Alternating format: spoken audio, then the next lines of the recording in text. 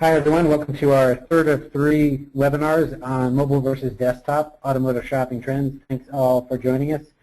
We had in total over 200 people sign up for this, so we ended up doing three different ones to make sure everyone could see what we've got to offer. We're pretty excited about it as well. As I said a second ago, we're going to keep this to 30 minutes so that everyone can get back to their days because we all know that's important. This is our first of a couple of events we'll be doing like this. It's on automotive first, and my name is Lincoln Merrihew. I'm the SVP of Transportation at Millward Brown Digital. That covers automotive and travel. And the key author of this presentation as well, who's with a client right now, is Tom Lucido, and he's Client Services Manager for the automotive unit based in Detroit, Michigan. I'm based in Boston. We have people all over the country and so forth. And Tom's sort of the visionary of this, and I get to present his findings. So thanks, Tom.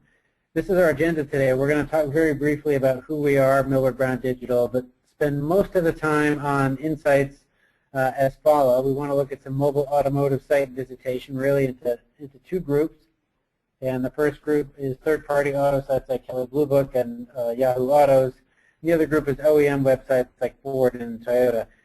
This is all behavioral data, so it's not survey-based, it's not based on a focus group or anything like that. This is observed behavior, consumers actively engaging with these types of properties on their mobile devices.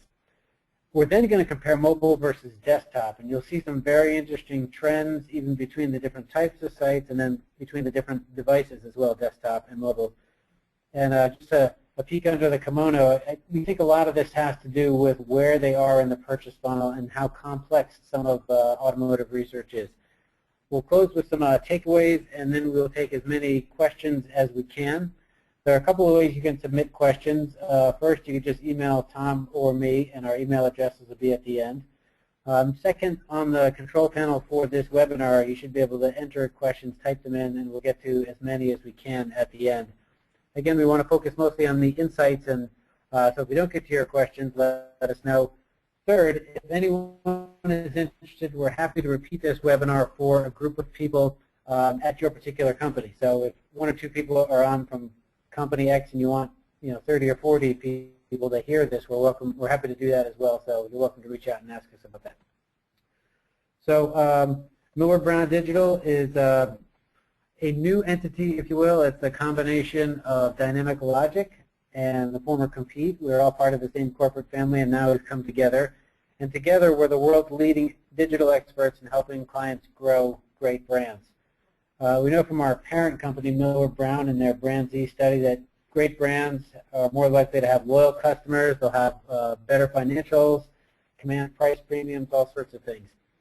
And our role is the digital part of that, whether that is desktop or mobile, and we can gather intelligence on that to observe behavior, which you're going to see here today, as well as through surveys, so the what and the why, and how the digital element focuses in making great brands.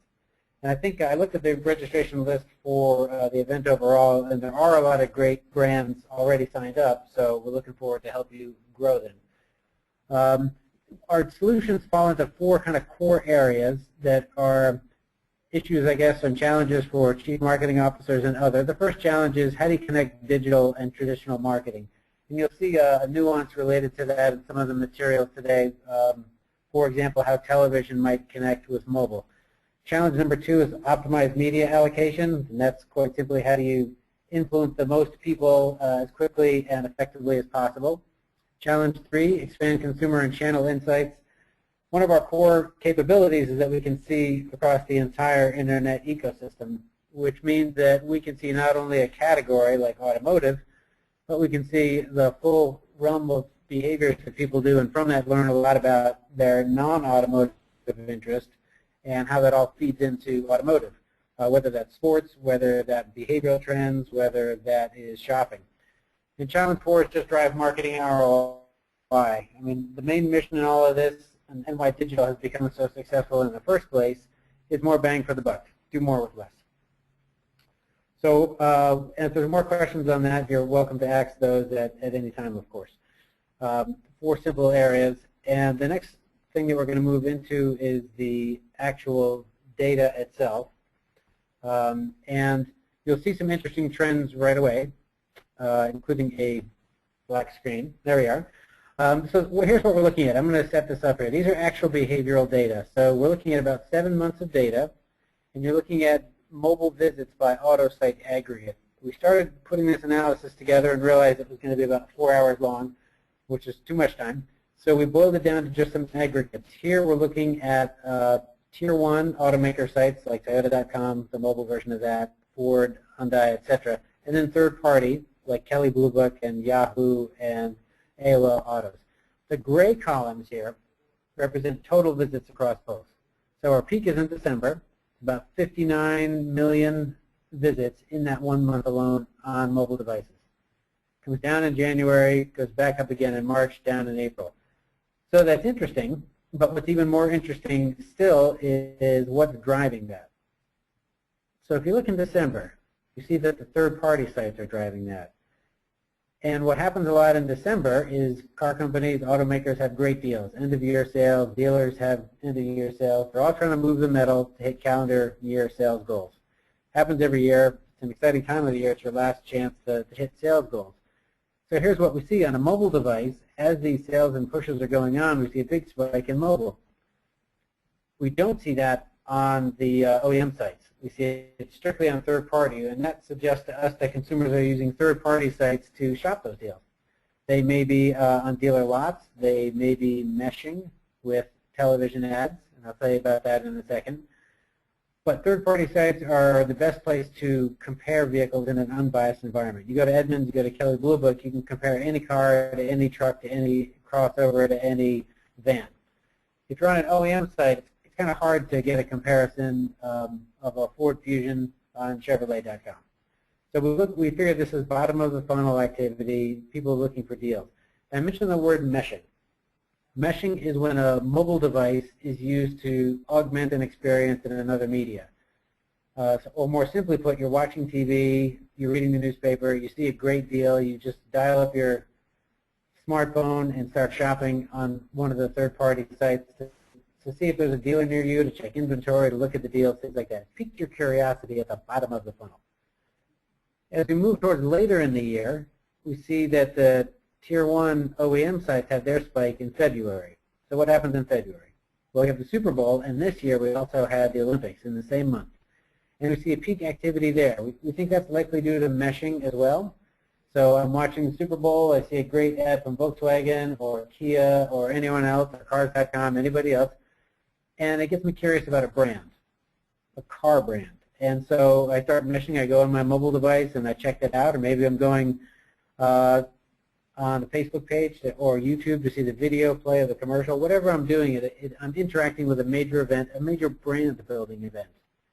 So the way that we see this, third-party mobile site is probably more bottom of the funnel, and Tier 1 mobile is probably more midstream or higher in the funnel, more brand building. And so each of these types of sites or types of devices be crucial to building the relationship with the consumer, but at different times in the funnel. So we're going to look at, and that's important stuff when you think about your advertising and marketing and so forth. So the next thing we're going to do is unpack some of these trends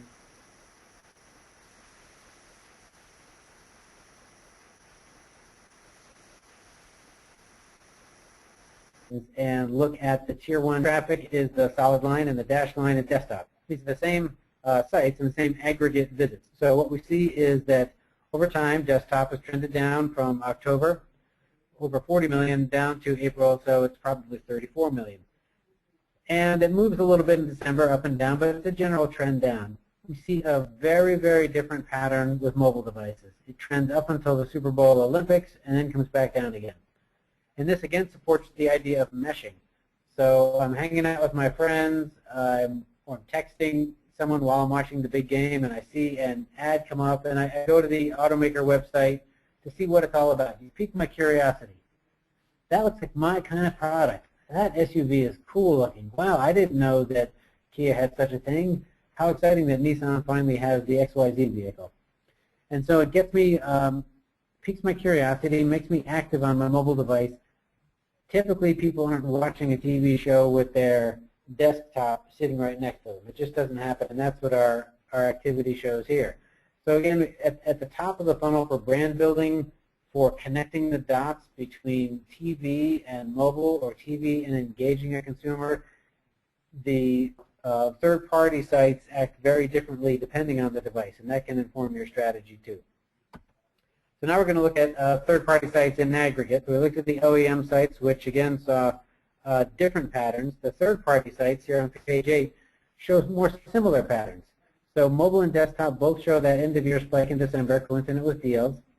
And then we see another lift around March, which may be coincident with spring sales events, President's Day events, and yes, I know President's Day is not in March, but often those deals, the past couple of years, in parts of the country, the wind is knocked out of their sails from big snowstorms, and they continue into March. So we see a lift around March, but the lines move the same way. They kind of spike at the same times, and they drop at the same time.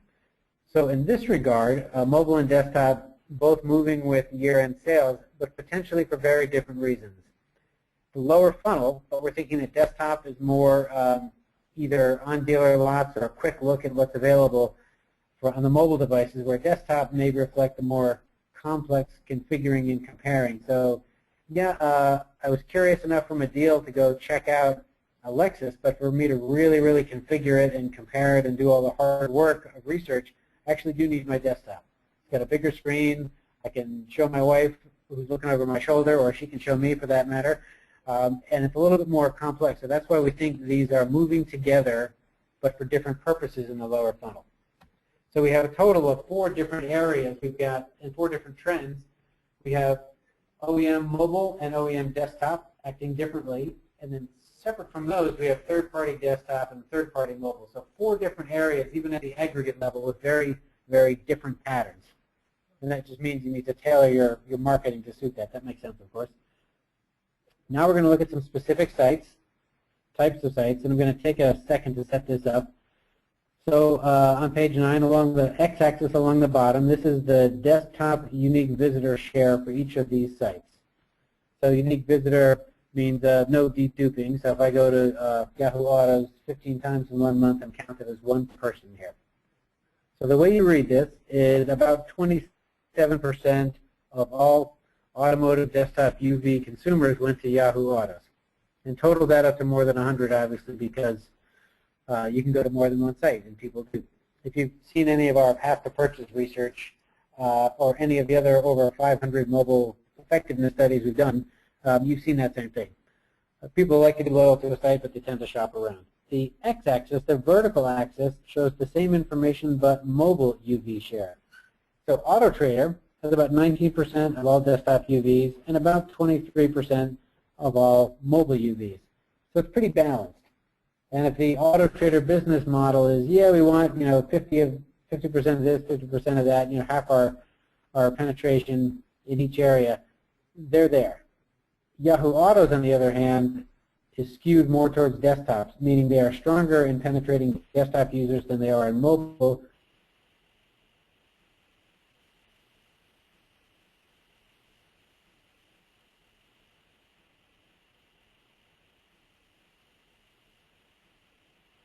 Conversely, Cars.com and Edmunds are by accident something that these companies need to address. So if Yahoo Autos, by definition, is sorry, we're losing our screen here. If Yahoo Auto, by definition, is decided that they want to go more after the desktop market, that's okay, because they may feel, for example, that they're going to get more overflow traffic from Yahoo Mail or Yahoo Search or something like that. More of the desktop people will cascade over into autos. Where Cars.com and Edmunds, featuring new and used and really exclusively car plays, automotive plays, are doing better on the mobile. So if this is by design, that's fantastic. If it's by coincidence and it's helping drive revenue, that's great as well. But if it's not, or you feel you're not competing with a rival to the right extent, this kind of context is something else that Millward Brown Digital also does quite well. We'll show you versus rivals on an apples-to-apples measure. So the next thing we're going to look at is some of the automaker sites. And so this includes Toyota and Nissan. And Toyota and Nissan, like AutoTrader, have a very balanced blend of desktop UV share and mobile UV share. So Nissan has about 8 or 9% of all desktop activity, and they've got about the same about mobile. And this is total site traffic, by the way. So this is new and used and CPO and everything else. So Ford and Chevrolet skew more towards desktop strength, and Honda is relatively balanced but slightly stronger on mobile UVs. So these data are very interesting to us, and we've had a lot of discussions internally. And one of our hypotheses is that Chevrolet and Ford are stronger in desktop because of their product mix. And what I mean by that is that a lot of their sales come from full-size pickup trucks. And full-size pickup trucks, as you all probably know, have many engine options, transmission options, rear-wheel drive, all-wheel drive, short bed, long bed, regular cab, extended cab, crew cab, Harley-Davidson editions, etc. And because of the variety of those, our assumption is it's more challenging to configure and compare one of those on a mobile UV, and it's easier on a desktop, just because you can see all the moving parts, if you will. And therefore, because of the product mix, they may have a skew that's greater towards some of the desktop UV shares. It doesn't necessarily reflect market strength, maybe just product complexity. And we may see that change over time. So obviously consumers are moving towards mobile, so to the extent that Ford or Chevrolet can move in that direction, that's going to likely work to their benefit in the long term. So these are very different footprints, if you will, in the desktop space versus the mobile space. We have the third-party sites with a mix of strengths, and we have the OEM sites with a mix of strengths as well. So our mobile greatest penetration amongst the third party is Cars.com, Edmunds, and AutoTrader, reading on the vertical axis. And it's Toyota and Chevrolet and Ford with Nissan not behind on the mobile side. Again, if these mixes are by design, if Ford feels it's important that they maintain a desktop presence for whatever reason, that's fantastic. If it's not by design, then they may be missing some opportunities. So the last thing we're going to look at in terms of content are the demographics. And what we're looking at here is the share of the visitors that are mobile in blue and desktop in gray. So from a gender perspective, mobile is about 60% male, slightly more male than the desktop, but not significantly so. Where it really gets interesting is the age. And here's where there really isn't a surprise, but the differences are pretty distinct.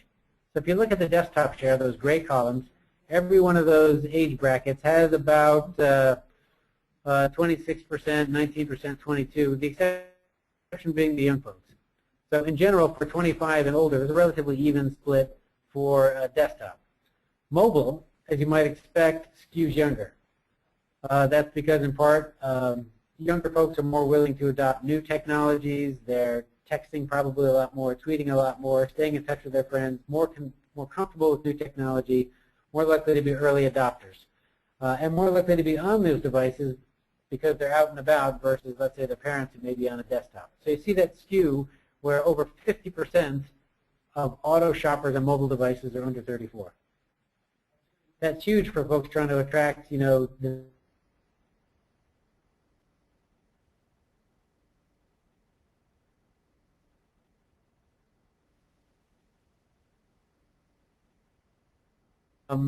what's interesting, though, is that 14% of the population is 55 plus on mobile. So there are people out there, and my guess is that's going to be one of the faster growing areas over time as the older folks adopt it even further.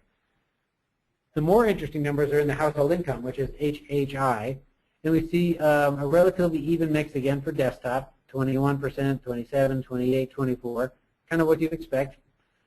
What's interesting, though, for the mobile is there are two different ends of the spectrum that are strong. So there's under $30,000. We have over a third of the people there, and that reflects the youth of buying the mobile devices. But look at the 26% making over 100K. So more than 1 in 4 mobile users make over 100K, which actually outpaces desktop. So these may be the people who are early adopters because they're wealthy, or because they like the status of the latest device, or they're just on the go, which is why they're making so much money because they're moving around a lot. Go-getters, movers and shakers, high-income people.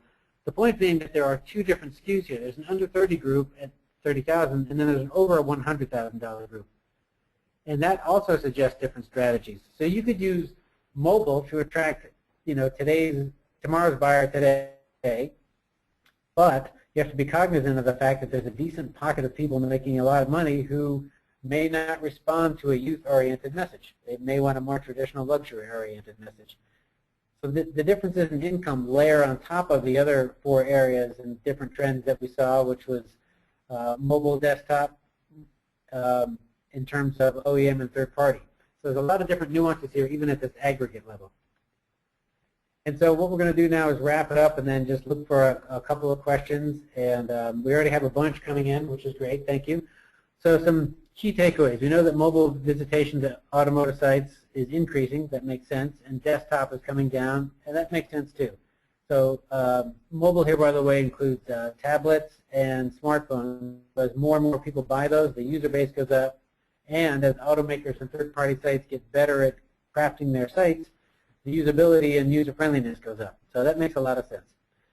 Mobile sites for OEMs are more responsive to brand-building events. And that's like Super Bowl and Olympics, and that's what those are designed to do. They're designed to say that the brand is something special and say that the brand is something connected to you, the consumer, and meets your needs. And our data suggests that that's driving meshing.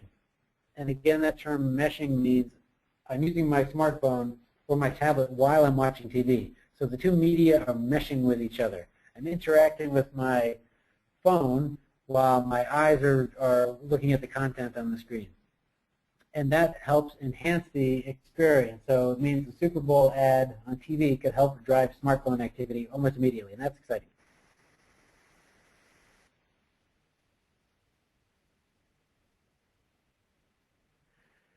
Looking at and that reflects things like deals, the spike in December.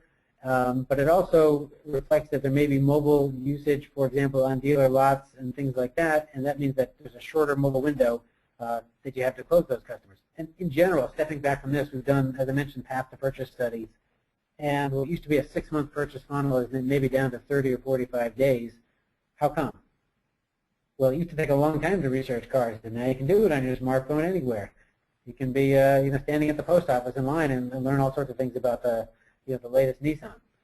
So the whole funnel has collapsed, and now we're seeing it collapse further. Mobile use is far from homogeneous, and what that means is we've got 2 different populations based on income. We've got almost the inverse of the ages, so we have younger people on mobile, but we have 2 different income brackets, one being lower income and one being high-end income. So the good news is even this level of data is showing some really interesting and important trends. The bad news is that it's no one-size-fits-all. You can't just go market mobile and assume everything's going to be great. You really need to tailor where you place the messages, when you place the messages, expect meshing or not, and then leverage that expectation. And then are you brand building or are you trying to drive deals? And all of those elements come into play here and revealed just by these things. So we're going to continue to watch the data. That's what we do, in context of how we think about consumer shopping in general, how we do mobile, and continue to compare desktop and mobile activity because they're very, very different. It's a function of the tools. It's a function of the people using them.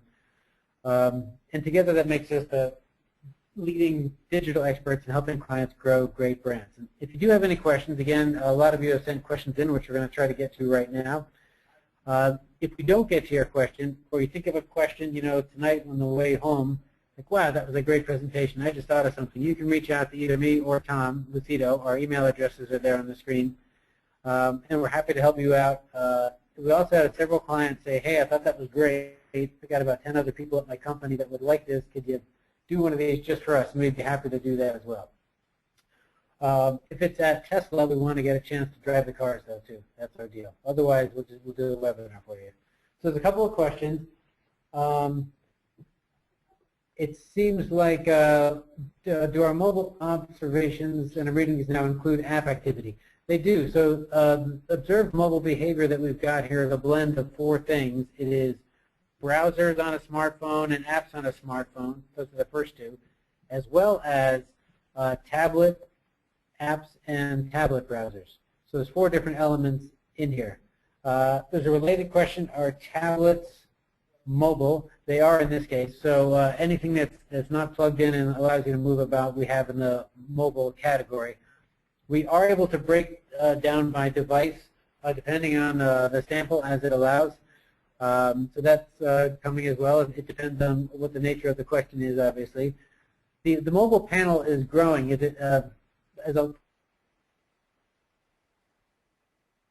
For a look under the hood, it's an extremely complex desktop. There are smartphones, there are laptops, there are apps, there's a lot of different sources. And people change phones a lot, they change devices, they change plans often. So there's a lot of natural volatility in the space. One of the questions is, how about dealerships? Do they mimic OEM or third party more closely? We don't have dealership data in here. My assumption is they mimic the third party more, so more deal oriented and less brand building oriented.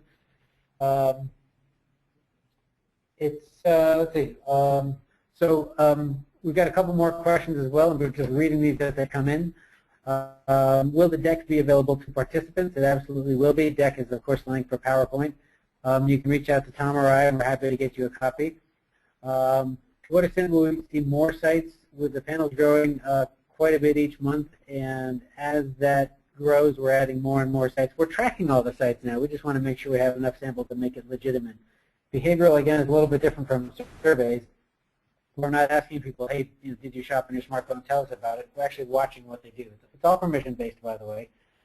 One of the questions is, why would people shop differently on laptops versus mobile? So laptops and desktops typically have bigger screens. You can do more with them. You can search deals and trade-ins and so forth and do complex configurations. Mobile, though, may be easier to find a dealer or just do some basic information like what colors does the car come in? Can I get a sedan or a coupe and things like that, some high level, as well as some of the brand activity we saw. What could be slowing mobile adoption? Yeah, so a lot of people believe that automotive mobile, while growing, hasn't grown to the same extent as, let's say, travel and a couple of other industries. Same reason. Cars are very complex. There's a lot of them, so there's maybe 300 different models, several different trims, so maybe 1,000 different options, many, many websites on which to do that, lots of configurations and so forth within that. So it's a very complex purchase. People spend more time in general thinking about it, and then there's the element of trade-in as well. So for most other purchases, you don't have a trade-in. So the complexity of all that typically mean a more powerful machine is needed and a more complex website and a bigger screen and everything else. So that's probably slowing mobile adoption for automotive. Let's see, a few other questions that we've got here. Are there additional metrics? Are there other metrics available? Yes. Sorry. So the other question is, we're showing visitors and unique visitors. We can also look at average time of stay, so how long people are on the site, if I'm understanding the question right. How many pages they viewed, how many times they go back again and again to the same site versus different sites. So it's a lot of different metrics. When we first built this again, it was about a 4-hour presentation, and we wanted to keep it as short as we could. So we're just showing the aggregate here. Fantastic question. One of the other questions is to how do we know whether a company is pushing mobile versus pushing desktop? It's a great question because we know some companies are very focused on mobile and they're putting all their assets into that, and other companies are still doing a balanced blend. I think one of the things that's going to help mobile is the fact that television and banner ads and everything else, YouTube and videos, are all still very popular for ad spend. And because mobile phones allow people and tablets allow people to mesh, to augment the content, that should help spur mobile forward. So the entertainment value or the brand building may be a particular part of mobile that's an opportunity for anyone to look at. Is there an impact of mobile security on automotive purchasing? Not sure I follow the question, but I assume is if that's in terms of supplying personal information as part of purchasing, that's true whether it's mobile or desktop. One of the reasons that so few people submit leads is because they have to give their name and address or some contact information to a dealer. But those that do will submit multiple leads.